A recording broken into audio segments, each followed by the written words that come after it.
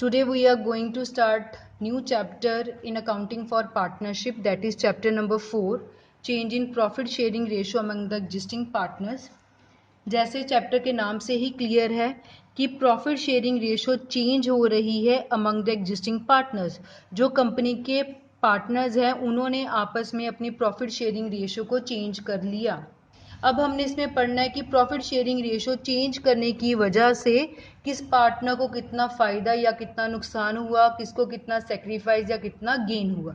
Basically इस chapter में हमने यही स्टडी करना है। पहले पार्टनरशिप का मीनिंग देखें। Partnership is the relation between persons who have agreed to share the profits of a business carried on by all or any of them acting for all. ये बिल्कुल सेम मीनिंग है जो आपने chapter number 2 में भी पढ़ा। ये meaning हमें section 4 of Indian partnership act 1932 में दिया गया है। यहाँ पार्टनरशिप का मतलब है कि कुछ पर्सन्स इकट्ठे होके आपस में एग्रीड करते हैं कि उन्होंने पार्टनरशिप का बिजनेस करना है और इस पार्टनरशिप के बिजनेस में जिसको जो भी हमें फ़ायदा या जो भी हमें नुकसान होगा वो आपस में हम बांटेंगे, जो भी हमने आपस में डिसाइड किया है। ठीक। अब 1 मार्क का क्वेश्चन जो एग्जाम में पूछा जाता है कई बार कि कब कब फर्म रिकॉन्स्टिट्यूट होती है। रिकॉन्स्टिट्यूट का मतलब है कब कब फर्म में चेंजेस आ सकती हैं, वो कैसी इवेंट्स या कैसी सिचुएशंस होती हैं जब फर्म में कोई ना कोई चेंज आएगी। वो कब कब होता है। सबसे पहले है change in profit sharing ratio among the existing partner. अगर कोई पार्टनर अपना प्रॉफिट शेयरिंग रेशियो को चेंज कर लेता है तो उसकी वजह से भी फर्म रिकॉन्स्टिट्यूट होगी।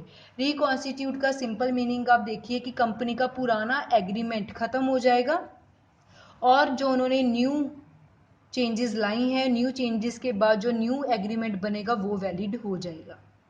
एडमिशन ऑफ अ पार्टनर और पार्टनर्स, जब कंपनी में न्यू पार्टनर आता है या ज़्यादा पार्टनर्स आते हैं तब भी हमारा पुराना एग्रीमेंट ख़त्म हो जाएगा और न्यू एग्रीमेंट के अकॉर्डिंगली हम काम करना स्टार्ट करेंगे।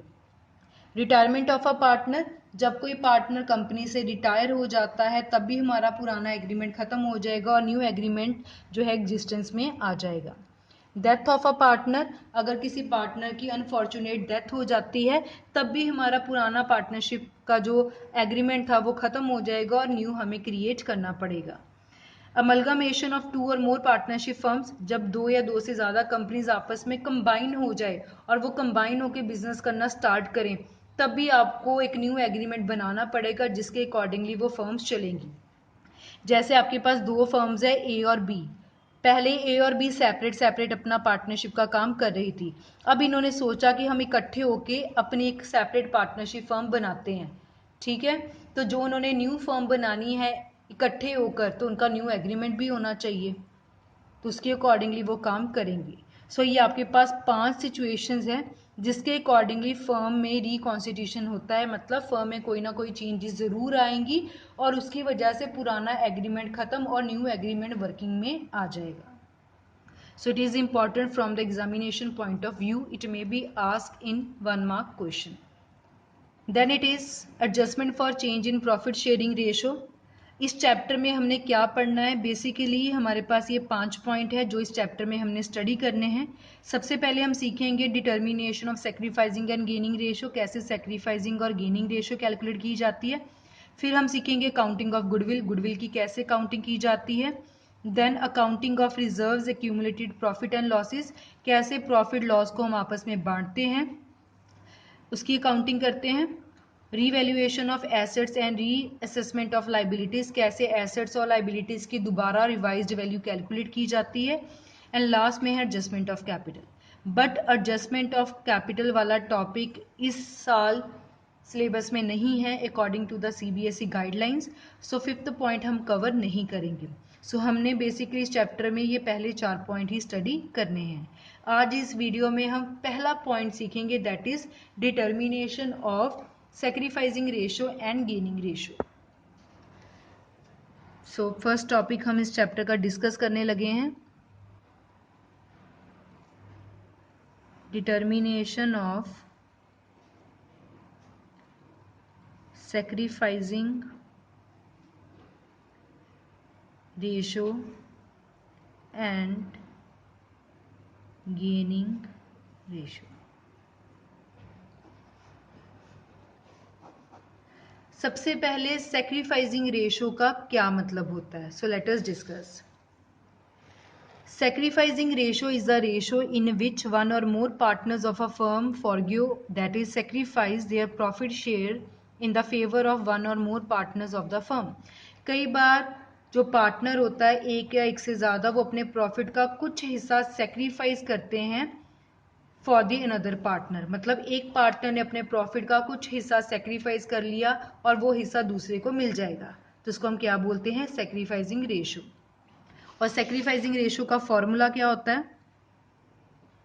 Sacrificing ratio that is old profit share minus new profit share. Partner का पुराना कितना शेयर था, अब उसका न्यू कितना हो गया, जिसमें डिफरेंस होगा, that will represent sacrificing ratio. Simple सी एग्जांपल पहले समझते हैं। मान लीजिए कंपनी में पार्टनर है कोई ए का पहले प्रॉफिट होता था 50%, अब ए का प्रॉफिट हो गया है 40%।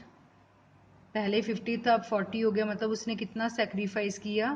10%। क्लियर? इसके बिल्कुल ऑपोजिट हमारे पास होता है गेनिंग रेशो।